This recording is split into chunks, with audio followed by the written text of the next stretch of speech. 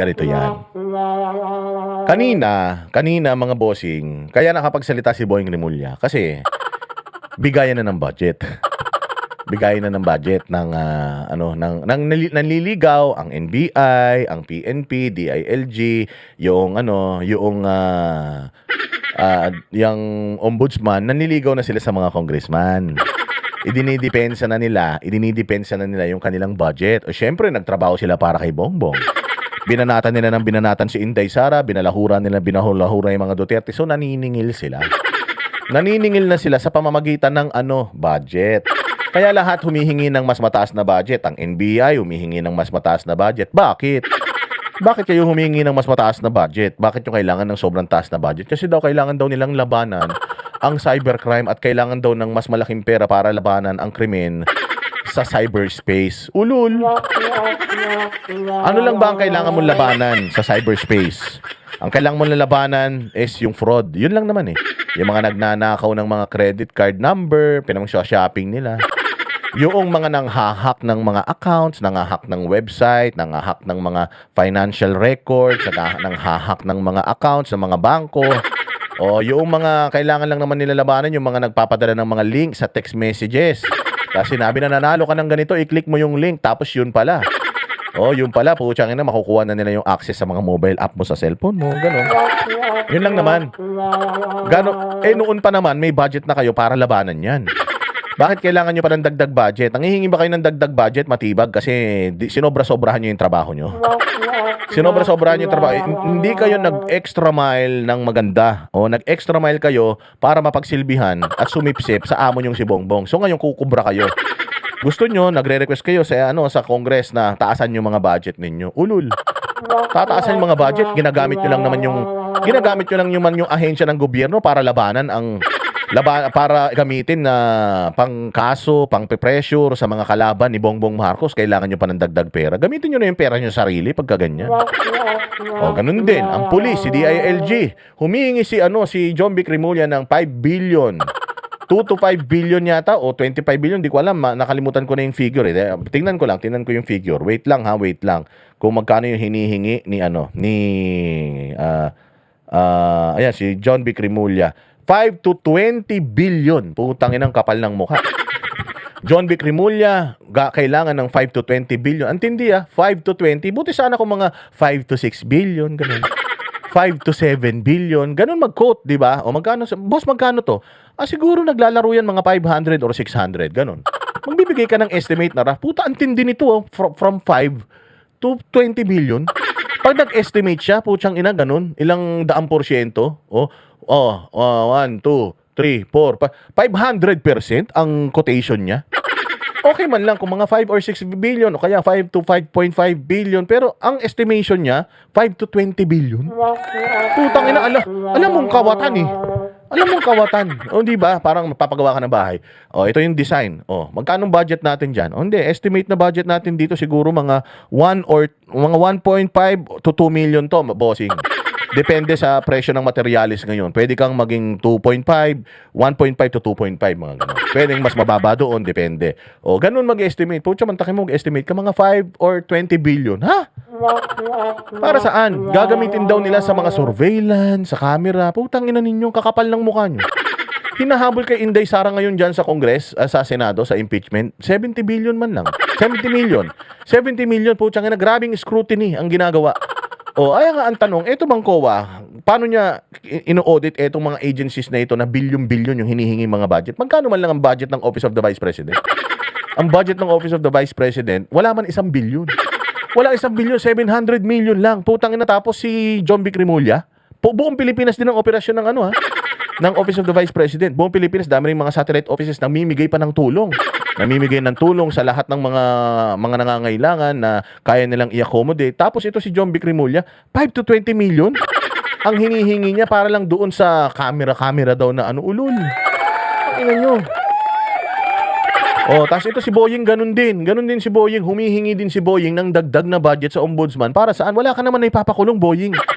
Puta, ang mga pinakulong mo naman, puros mga hindi sangkot sa flood control. Tapos hihingi ka ng dagdag na budget para trabahuhin pa si Cayetano.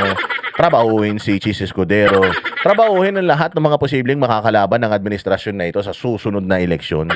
Yung mga susuporta sa mga Duterte, kakanain mo.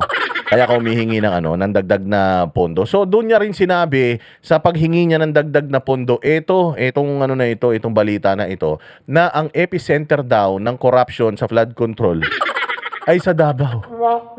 Ang inasabi ko, minsan mapapaisip ka talaga kung ito bang mga tao na ito, mga nasa gobyerno ito, mga nasa matinong pag-iisip pa. Iniinsulto nila masyado ang ating katalinuhan. Na akala nila, sa mga sinasabi nila na ganyan, akala nila maniniwala tayo. Mga tarantado talaga. Paano ka maniniwala na ang epicenter ng flood control corruption sa Pilipinas Davao City? Paano nangyari yun? Isang beses man lang nagbaha sa Davao ng matindi. Sa loob ng, nung nagsimula itong taon na to hanggang ngayon. Dito sa Metro Manila, sa Bulacan, putang ina niyan. Sa Bulacan lang mga bossing, hindi nawawala ang baha dyan. Pampanga, Bulacan, Laguna, Cavite, buo Metro Manila. Pati yung mga karatig lugar ng Metro Manila, umulan lang ng kapangitan, bumabaha na diyan. Tapos sasabihin mo na ang epicenter ng corruption nasa Davao. Ang hirap paniwalain ng tao na kurakot ang mga Duterte. Bakit? Walang utang ang city government ng Davao, zero debt. Alam mo yung ibig sabihin ng zero debt? Walang utang. Ibig sabihin, self-sustaining ang Davao City. Nabubuhay ang Davao City gamit ang pera na napuproduce ng kanilang probinsya. Hindi nila kailangan ng tulong ng national. Kaya nga, hindi nila hawak sa leeg yung LGU ng Davao. Kasi hindi nila kayang i-pressure sa budget eh. Kaya nga nagtataka ako dito kay Isko, nagtataka ako kay Vico, nagtataka ako kay Joy Belmonte, sa mga mayor dito. Kasi yung mga city nila, Makati, yung mga city na yan, ang lalakas kumita niyan. Napakalalakas kumita niyan. Bakit kailangan pa nilang sumipsip kay Bongbong Marcos? Ang laki-laki na ng kita ng kanilang mga syudad. Kaya ng syudad nila kung hindi sila mga magnanakaw, kaya ng syudad nila na gamitin yung budget ng syudad nila para sa mga programa at mga serbisyo. Hindi, ang Davao City, ang daming serbisyo, ang daming programa, disiplinado ang mga tao, ang linis-linis. Sasabihin ninyo, epicenter ng corruption, wala kang utang yung city hall nila eh. Epicenter ng corruption, ang gaganda ng mga flood control projects dyan. Mas maganda pa nga, mga bossing, yung coastal road nila dyan kaysa yung coastal road natin dito sa Metro Manila. Diba? Sa sobrang galing ng Davao City, ninanakaw na nga ni Bongbong Marcos yung mga proyekto ng Davao. Ninakaw yung tulay, ninakaw yung pabahay, ninakaw yung bus. Lahat ninakaw. Tapos sasabihin ninyo, sentro ng corruption ang Davao City. Nakita nyo ba kung magkano yung mga pera na hinahanap kay Inday Sara ngayon? Siya daw si Mary Grace Piatos, 77,000 yung nakuha ni Mary Grace Piatos. Ako si Inday, ako si Mary Grace Piatos, but 77,000 lang. Ganun ako ka-cheap. Meron bang nagnanakaw na pupunta sa bahay tapos may Rolex dyan at merong Casio? Ang kukunin niya yung Casio. Siyempre kukunin niya yung Rolex. Magnanakaw ka na lang. Siyempre yung bilyon-bilyon na katulad ni Bongbong, ni Romualdez at saka ni Sandro. Ganun. O kita mo, ang mga Duterte, ang daming kalaban. Bakit? Kasi ang mga Duterte hindi nagbabayad ng mga kaibigan. Hindi katulad ng mga Marcos. Tingnan mo, kaibigan niya lahat. Kaibigan niya yung komunista, kaibigan niya yung mga dilawan, kaibigan niya yung mga magnanakaw sa Pilipinas, mga durobo. O, sinishare niya kasi yung blessing dyan. May blessing kasi siyang nakukulimbat. Di umano. Kaya sinishare, sabi ko nga sa inyo, hindi ba na master ni BBM yung pagnanakaw sa Pilipinas. Bakit? Kasi nung panahon ng tatay niya, magnanakaw ang nanay at tatay niya, pero hindi sinarili nila. O, marami naggano sa kanila, people power, dami nagalit sa kanila, pinatalisik pa sila sa Pilipinas. O, kita mo, yung nagpatalisik sa kanila sa Pilipinas, yung mga Aquinos, nagnakaw din, mga magnanakaw din yan. Kita mo, umunlad ba Pilipinas? Hindi naman. O, kasi nga magnanakaw. Ganun eh. Yung magnanakaw, galit sa kapwa magnanakaw. Kung ikaw malakas ka magnakaw, hindi ka nag-share, hindi ka na nagtitira, inuubos mo lahat, kailangan mawala ka. Pag nawala ka, hay, salamat, kami naman yung magnanakaw. Ganun ang sistema dito sa Pilipinas eh. Diba? Oh.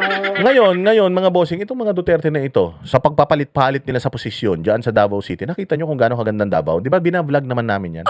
Kaya pag nagpupunta kami sa Davao, pinapakita namin yan sa inyo. O yan, katulad yan, sinasabi nito si Lenny Robredo. O tingnan mo si Lenny Robredo. Binigyan daw ng 500 million, tapos ngayon kakampi na niya. Samantalang nung nakaraan, minumura siya, magnanakaw daw siya. O isa pa yung si Lenny Robredo, ang tagal-tagal na ng kanyang asawa na mayor ng mayor ng tawag dito ng Naga. Putang ina. Namatay na si Robredo, pumalit na yung asawa, ang naipatayo isang drive-thru ng KFC. Tapos sasabihin nyo, epicenter, ang Davao City. Ang Davao City ang fastest growing economy sa buong Pilipinas, the safest in Southeast Asia. At isa sa mga pinakamabilis ang growth ng GDP sa lahat ng mga syudad sa buong Pilipinas. Imagine. Paano magiging corrupt yung mga tao dyan?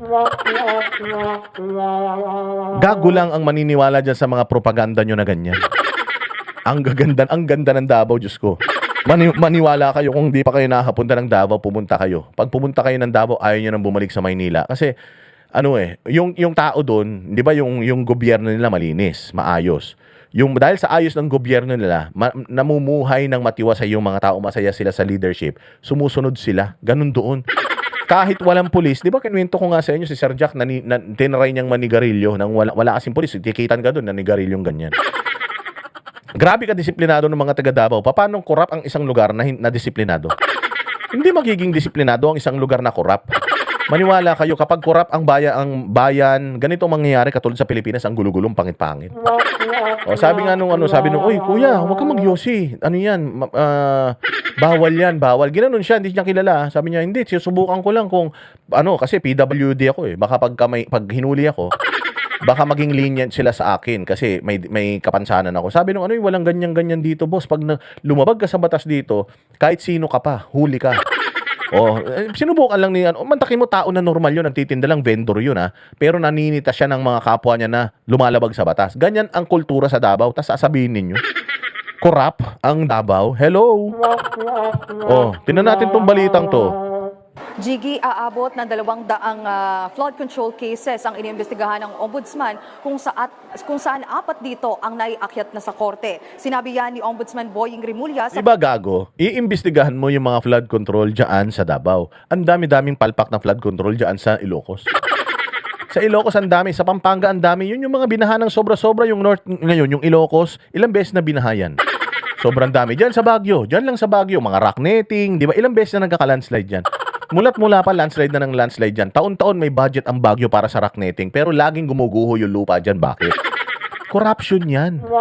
Itong ginawa ni Vince Dizon dito sa EDSA, 5 billion yung ginastos niya dyan sa rehabilitation ng EDSA. Wala pang kalahating taon sira na. Corruption yan.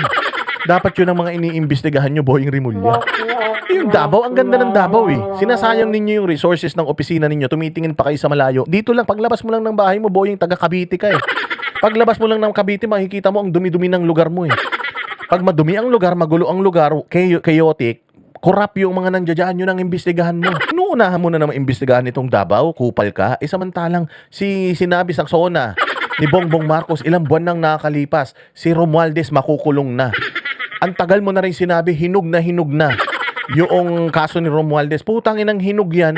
Yung pigsa pumutok na sa sobrang hinog. Hindi mo pa na ipapakulong si Martin Romualdez. Milyamat, salamat sa'yo. Ang daming adik sa Cavite, sabi ni Diego Latigo. Ewan ko kung bakit alam ni Diego, baka adik din to si Diego dati. Hindi ba? Ang Boying Rimulya, mahiya ka naman sa balat mo. Bago ka tumingin sa corruption sa malayong lugar, tingnan mo muna yung corruption dyan sa probinsya mo. Kayo yung mga namumuno dyan hindi na umunlad-unlad ang Cavite. Diba? Bago ka tumingin sa ibang lugar, tingnan mo muna yung malapit sa'yo. Lalayo ka ng Davao, 2 oras ang biyahe doon, eroplano. Dito lalabas ka lang ng bahay, dyan lang sa Cavite, binabaha kayo dyan. Yan ang imbestigahan mo. Paglabas mo ng Cavite, Las Piñas, binabaha dyan. Yan ang imbestigahan mo. Pagkanan mo ng konti, Laguna, asawa ni Matibag, binabaha dyan, may flood control project. Imbestigahan mo yan. Dito sa Quezon City, si Joy Belmonte. Ang tagal na binabaha ng Quezon City, mga part ng Quezon City, pinakamalalaking mga flood control projects na natanggap yung anak ni Rapi Tulfo na si Tabatchoy Tulfo, si Baboy Tulfo. Yung anak niyang lumalaklak ng bote sa ibang bansa. Galit na galit si Rapi Tulfo dahil gumastos ang gobyerno ng 16 million sa safe houses. Samantalang itong anak niya 7 million, 2 araw umiinom lang sa Las Vegas. Hindi siya nagreklamo. Tarantado talaga. So yan, yung distrito ng anak ni Rapi Tulfo na pinakauna si Rapi Tulfo ng pinakamalaking nakuha na flood control budget, pero putya walang baha sa distrito niya. Dahil mataas yung distrito niya, hindi binabaha yun. Pero Meron siyang budget. Yun ang imbestigahan mo. Si Franz Pumarin ng Quezon City, congressman ng Quezon City. Coach man lang yan, puta hampas lupa man lang yan. Paano nagkaroon yan ng mga milyon-milyon, daang milyong halaga ng rest house dyan sa Tagaytay? Paano nagkaroon ng mga sports car yan? Ganun ba kalaki ang kinikita mo kapag ka-coach ka sa basketball? PBA player man yan, hindi naman yan katulad nila Alvin Patrimonio. Hindi naman yan katulad nila James Yap. Nasikat na sikat. Franz Pumarin man lang yan. Tapos naging konsihal. O tapos putang ina, paano yumaman ng ganun yan? O naging congressman yan. So yun ang dapat na iniimbestigahan mo. Etong mga taga Maynila, binaha ang Maynila. O ayan, Isko. Puntahan mo si Isko kasi maraming pinapakita si Isko noon eh. Flood control ng District 1, 2, 3, 4, 5, 6. Diba sinasabi niya noon nung kaaway niya pa yung mga kakatapos ng eleksyon, nung kaaway niya pa yung mga congressman na ngayon bati niya na. Binibisto ni Isko yun eh. Binaha, mantakin mo ilang bilyon ng flood control projects ng congressman ng Maynila. Si Abante, si Chua, si Valeriano, pero putyang nalubog sa baha yung mga lugar nila. Yun ang imbestigahan mo. Malapit lang sa Cavite yan, boss. Malapit lang sa Cavite. Huwag ka nang lumayo. Pagpunta mo dun sa Davao, putyang alam nyo ba habang binahagupit tayo ng bagyo dito, kadayawan na sa Davao kami ang init. Ang init, ang ganda, ang linis, organisado, natapos yung kanilang festival ng walang nasaktan. Oo, sumusunod lahat ng tao. Pag sinabi, bawal dito, doon kayo sa kabila. Wala nang reklamo, punta na sila doon sa kabila. Wala, sarado na dito, doon kayo, walang reklamo. Ba't yung sinasara nyo? Ganun, wala. Isinasara nila yung mga kalsada. Magkakaroon ng mga fun run. Pucha, dito sa EDSA, nagkaroon ng fun run dyan sa EDSA, 42 kilometers, pinakamalaking marathon na ginanap sa EDSA. Pucha, yung mga sasakyan, minumura yung mga nagja-jogging sa EDSA. Mga nagmamarathon, putang ina nyo, mga pasaway kayo. Kung kailan Biyernes, doon kayo nagtatatakbo dyan. Pucha, minsan lang mangyari yan eh. Oo, ganun kakupal yung mga tao dito. Minsan lang mangyari. Kala mo sila may-ari ng EDSA na traffic lang sila ng konti. Aircon naman mga sasakyan nila. Dahil doon sa event na yun na may pamarathon, hindi ba? Galit na galit sila. Sa Davao, hindi. Ini-encourage pa nila yung mga tao. Go, go, go. Ganun, ini-encourage pa nila yung mga nagmamarathon na, sige, sarado namin kalsada para magmarathon kayo, galingan ninyo. Dito, reklamo ng reklamo. Yan yung mga dapat na sinisilip mo. Isa pa, Ilocos, nagpunta dyan yung isang magaling na vlogger na sino ba yon? Yung matabang tawa ng tawa, pangalan nun, si Jesus, Jesus. Nakalimutan ko yung pangalan, pero idol ko yung pinapanood ko yun. Basta yung nagpunta siya dyan sa Ilocos, tapos pinakita niya dyan yung mga ghost project. Tapos ang sinasabi ni Sandro Marcos, pace by pace daw yan. Si Madarahog, yes. Oo, mantakin mo normal na tao lang siya, pumunta siya doon, pinakita niya yung mga pagnanakaw dyan sa probinsya na yan. Pinansin nyo ba? Hindi nyo pinansin, Maria, Rita, De Pablos, mabuhay ka dyan sa London. London Bridge is falling down, kamusta? Yun si Madarahog. Pumunta kayo kay Madarahog, kunin nyo yung mga video niya. Punta kayo sa page, kunin nyo yung mga video niya. Tingnan ninyo yung mga in-expose dyan sa Ilocos. Yun ang dapat na pinakukulong natin, ombudsman. Hindi yan putyangin na kung sino-sino dyan. Walang hiya ka. Davao pang pupuntahan mo. Sinabi nga ni Pulong, sinagot siya ni Pulong pero diretso na to. Pagdinig ng komite sa Kamara sa panukalang budget ng ahensya para sa 2027. Ayon kay Rimulya, maraming pondo ang pumasok sa mga flood control project sa Davao City. Nilinaw naman ni Rimulya na hindi pa maituturing na may bahid ng korupsyon ang lahat ng mga proyekto. Nagpapatuloy pa ang kanilang investigasyon sa mga ito. Narito ang pahayag ni Ombudsman Rimulya. Meron po bang ginagawa ang ombudsman sa pag-imbestiga sa mga flood control corrupt? Kaya naman pala eh. Tangina kasi, tinan mo kung gaano kagago etong kongreso. Party list man lang to.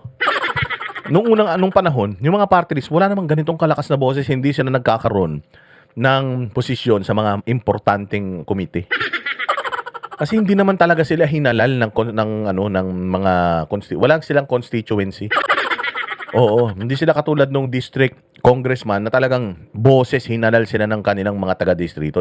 Ganun mga bossing, itong mga kupal na ito, nung panahon ni Bongbong, putyang inasabi ko sa'yo, nagkaroon sila ng mga posisyon. Napunta sa Committee on Justice, puta puro aktivista. Tapos ngayon naman dito, Committee on Appropriations, puta aktivista rin, tapos kalaban ng mga Duterte. Ang daming problema dito sa Metro Manila, walang hiya na yan. Nakafocus tong kupal na to dyan sa Davao. Alam ba nung nagpunta to sa Davao, nag-selfie-selfie pa to sa Jollibee?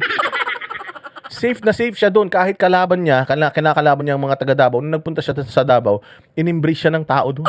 Tinanggap siya ng tao doon. Kung ako lang nakita ko to si Tino doon sa Davao, baka duraan ko yan. Oo. Duduraan ko talaga yun. Baboy eh.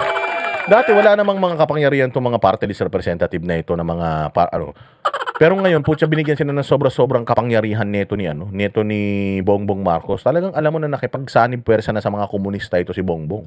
Corruption issues sa panahon pa ng nakaraang administrasyon. Opo, at hindi lang humadali talaga sapagkat sabihin natin, ang epicenter po ng flood control bago ho dumating ang Marcos administration ay Davao City. Ang ecosystem of corruption po mabigat. Mahirap pong pasukin. Naniniwala kayo na ang epicenter ng corruption is Davao City? Si Pangulong Duterte never mong nakita na may mamahalin na relo. Si Pangulong Duterte never mong nakitang sumakay sa isang luxury car. Ang sasakyan ni Bongbong ngayon Maybach. Maybach na Mercedes-Benz na bulletproof. Yung Maybach alone, ilang milyon na yan. Napakamahal niyan. Tapos pa bulletproof pa. Ang mga security, ang mga puro mga Land Cruiser yan, Escalade. Yung ano niyan, yung mga security niya, sasakyan ng mga security niya. Si Pangulong Duterte, saan nakatira yan? Sa isang maliit na subdivision na pinamana pa sa kanya ng nanay niya. Diyan sa may downtown Davao. Ang liit nun. Ang liit nun, hindi na daw nadagdagan ng poste yung bahay na yun kasi nga, dikit-dikit na. Doon siya nakatira. Walang mansyon si Pangulong Duterte dyan. Meron si Pangulong Duterte sa bundok na bahay bakasyonan niya. Kubo yun, kubo. Paanong korap ang isang tao na ang sasakyan niya, pick up lang, bulletproof na D-Max. Ang hina-hina ng makina ng D-Max, binulletproof mo pa, ang bigat na nun. Ang bagal na nun sasakyan na yun. Buti sana kung mga V8 ang makina nun, malakas ang makina, kaya niyang buhatin yung ilalagay mo ng bulletproof doon. Pick up lang sa sasakyan ni si Inday Sara, naka-pick up lang dyan. Nang hihiram lang si Inday Sara ng van kapag meron siyang function. Dito sa OVP, yung van na ginagamit niya, pahiram lang daw yan sa kanya. Saan nag-aaral ang mga anak ni Inday Sara sa Amerika? Talo pa si Inday Sara ni Casino, si Teddy Casino, at saka yan sila. Sino pa ba yung yung sa Sarate. Si Sarate, ang anak ni Sarate nag-aaral sa Europe pa. Si Inday Sara, saan man nag-aaral yung mga anak ni Inday Sara? Dito lahat sa Pilipinas. O saan nag-aaral sila Kitty Duterte? Diyan sa Lasal.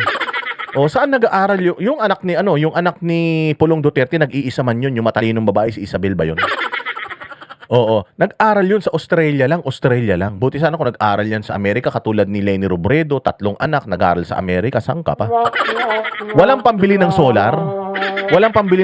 Sabi nila si Leni Robredo daw, nangutang sa GSIS para may pampagawa ng solar. Putsang ina nyo, ang dami niyang mamahali na bag. Putsang nakakapagpaaral ka ng anak mo sa ibang bansa. Tapos meron ka mamahali na mga bag. Tapos maniniwala kami, nangutang ka sa GSIS, panggawa mo ng solar. Alam mo tawag doon, bobo ka.